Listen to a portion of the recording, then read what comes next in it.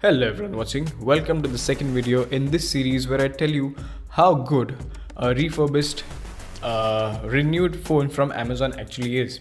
Well, in the first video I did a very simple basic unboxing and I just told you what there was in this box. If you haven't seen that video, it is this video right here. Go check it out and come back to watch this. And now getting back to the renewed S20 Plus from 2022. Sorry, 20. Yeah, somewhere, I think 20. Okay.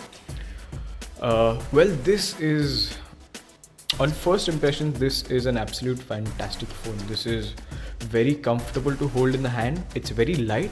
It's got a very premium finish to it. It's metal and it's wrapped around in glass.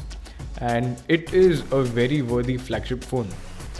Well, there's not much to discuss about this phone because at its time it was a flagship and as of today it's not. It's a bit outdated, but if you get it at the right price, it's a great buy.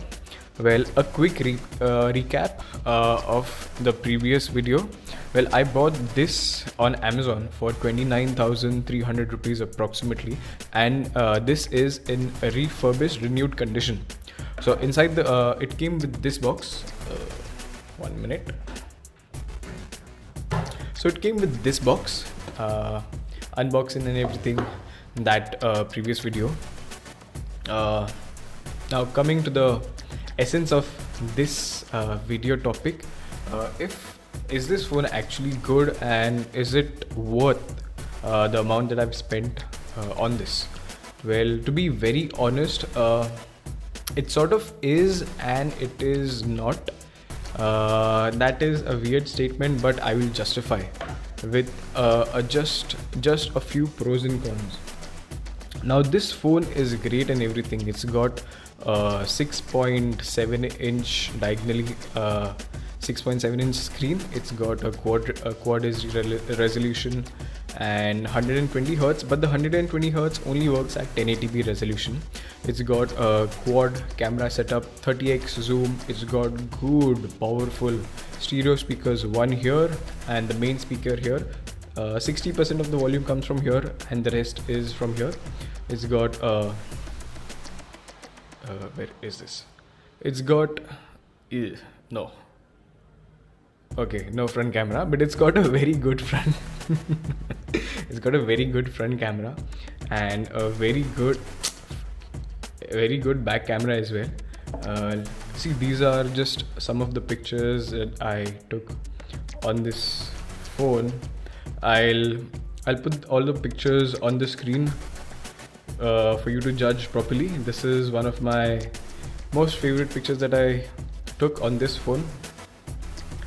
And yeah, so coming to the pros and cons, and in the end, should you spend that amount what I've spent on this and buy it for yourself? Well, firstly, display,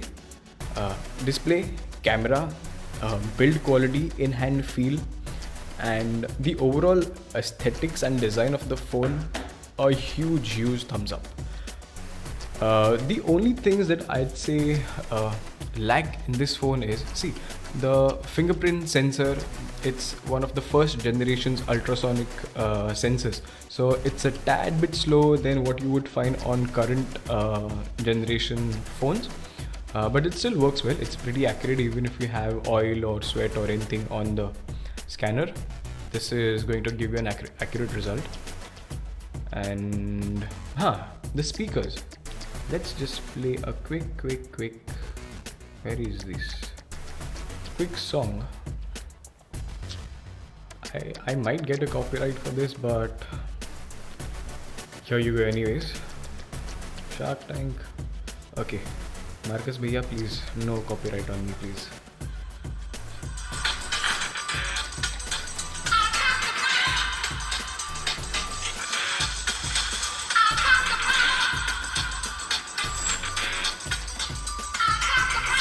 So that's how good the audio quality is.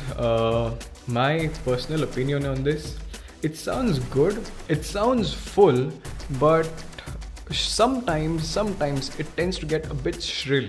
And if you cover this speaker in the front, it just turns muddy. So that is one of the untasteful things about this phone that I found out. And the most distasteful thing about this phone, according to me, well, the vibration motor, haptic feedbacks on this phone. It does a great job and everything. See, no,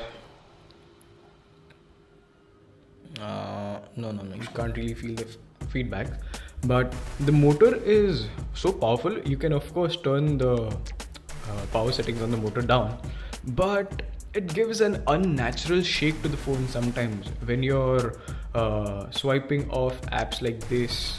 If you turn this on and you go back and just turn it off, sometimes, not always, it gives a very unnatural, nasty shake to the phone. I don't know how accurate that sounds, but it is just what it is. Another cool thing about this phone is how bloody brilliant the UI is. Now, to give you some context, I have been using a OnePlus 6 for the past 5 years, and this is the UI, and these are the icons, the animations that I was used to. Now, I have always been a fan of stock Android, and I wasn't really a fan of the touch UI that used to come on the previous phones. I even have I have a Samsung Galaxy S5, the very first S5 that launched, and this came with TouchWiz, which was very, very bad. Now, looking at the improvements on One UI, this feels very posh, this feels very premium, and on a 2020 flagship phone, even in 2023, this feels absolutely great. The animations are fluid, the response time, everything, it's just absolutely great, and it's so buttery smooth. And it's got and One UI is, in my opinion, one of the most feature packed UIs out there. Go correct me if I'm wrong, but for these past few days that I've been using this phone, I've just fallen in love with the UI on this phone. Now, coming to the reason why actually I may not be using this particular phone for the foreseeable future is because since I bought this phone in refurbished condition, I wasn't really sure what I was getting into, because refurbished phones, they clearly say that this may show signs of wear and tear and damage and previous use, but they did not mention that it would be an open phone. So if you can see properly, the glass panel has been opened and this camera housing of the phone was changed. Now, I don't know if it's an original replacement or what, but that seems to have affected the battery, and it doesn't even last half day's use. If I charge it fully to 100% at 9 in the morning, it comes down to around 15% by 1 o'clock, 2 o'clock with just moderate use, not even heavy use. So that's the only drawback that I could find in this particular phone for 5 days of use. And yeah, it is what it is. So if you find this phone anywhere on Amazon, but preferably in good condition, refurbished or renewed, whatever it may be, if you find it under 30,000, and if you're looking for a new phone which is just as premium as today's flagships, you should definitely go for it. But if there's any fault that you find with the phone, just stay away, because this is a damn expensive phone to repair. The screen, these cameras, the motherboard and everything is very, very, very expensive. So just be cautious and take your decisions thoughtfully. And that's about it. I don't think I need to do a specific review of the phone, because 3 years ago phone aaj ke date mein, it is great, but it's not very relevant.